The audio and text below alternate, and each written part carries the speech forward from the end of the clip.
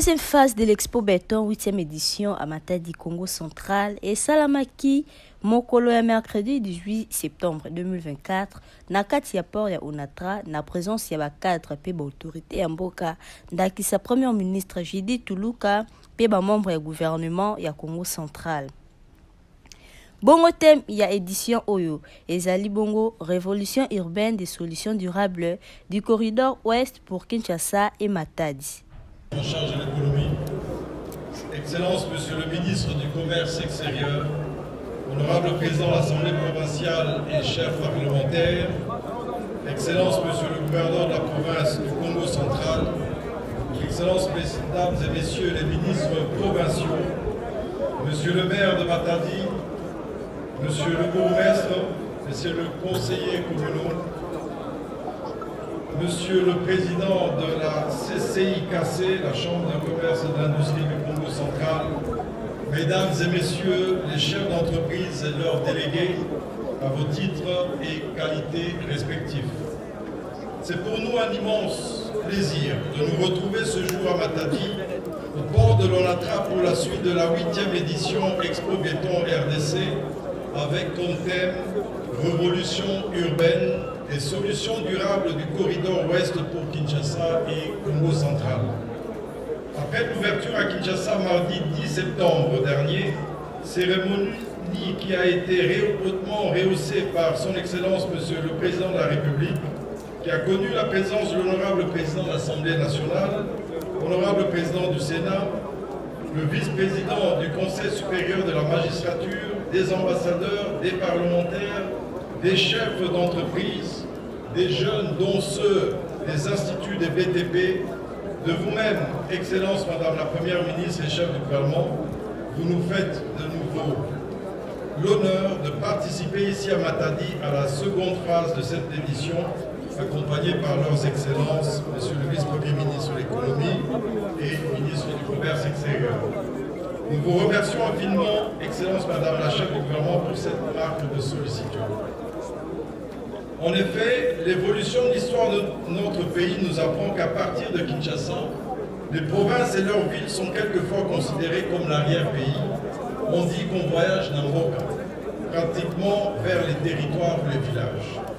Madame la Première ministre, Excellence Monsieur le gouverneur, il y a 35 ans, traversant le Congo central jusqu'à Mwanda, nous nous souvenons d'avoir été choqués par le manque du développement des infrastructures des BTP et le niveau bas de nos populations en contradiction avec les richesses pétrolières, l'électricité du Grand Inga, le port de Matadi et Boma.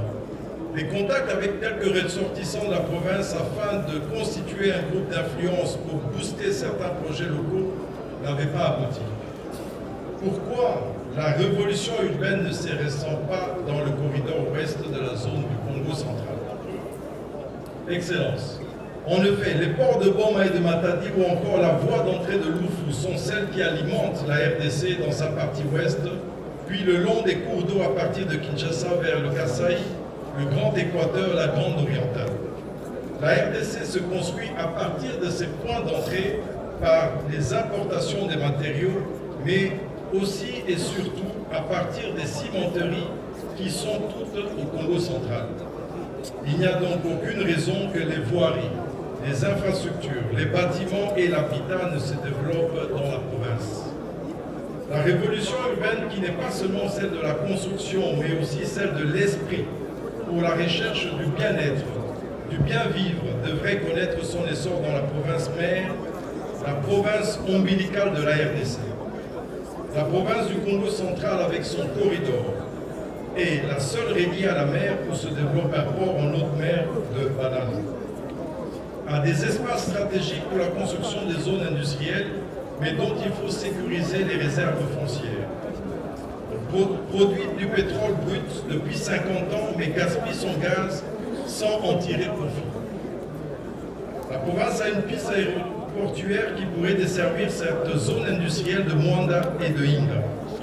Elle produit de l'électricité pour tout l'ouest de la RDC et le Katanga.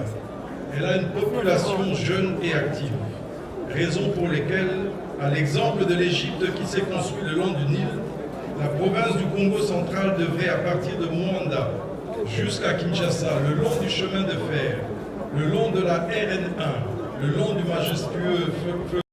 Ba honorable pe ba 4 bazwa qui part na deuxième phase ya milulu oyo bazanga ki malobate.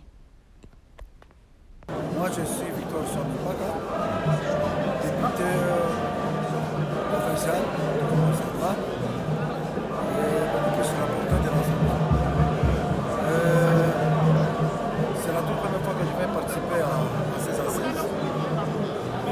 Par rapport au contenu des expositions de chaque intervenant, ça prouve à suffisance que si il y a une volonté politique qui peut surgir là-dessus, je pense que le Congo central, selon le Congo, sera boosté en économie et sociale.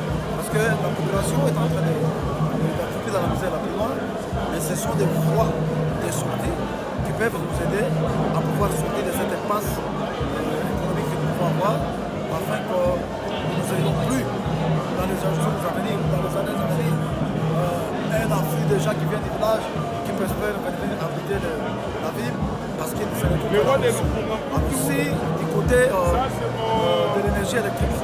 Si chaque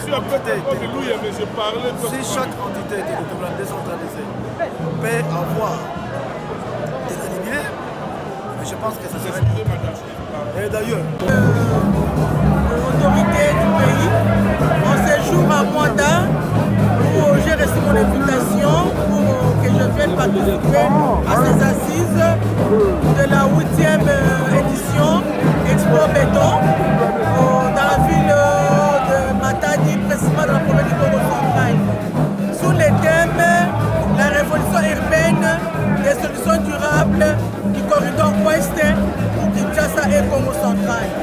Ce sont des initiatives à encourager et on continue toujours. Nous félicitons la Première ministre pour sa présence qui a, n'est-ce pas, prononcé un mot pour encourager le développement de cette ville, de Matadi, précisément de la province du Congo central. Également des encouragements par rapport à tous les Congolais entrepreneurs, n'est-ce pas, de pouvoir avoir les sources de développer notre pays qui est la République démocratique. Voilà ce que j'ai pu retenir. Je suis Madame Thérésia Difima, responsable commercial et marketing au niveau de la société des restaurants. L'essence de votre présence ici à la deuxième phase de la ultime édition Expo Béton. Ça signifie quoi? Alors, l'Ariscom Petroleum est un terminal pétrolier. Nous sommes dans la logistique pétrolière au niveau de Ango à Matadi, où nous recevons les différents tankers provenant de l'extérieur du pays.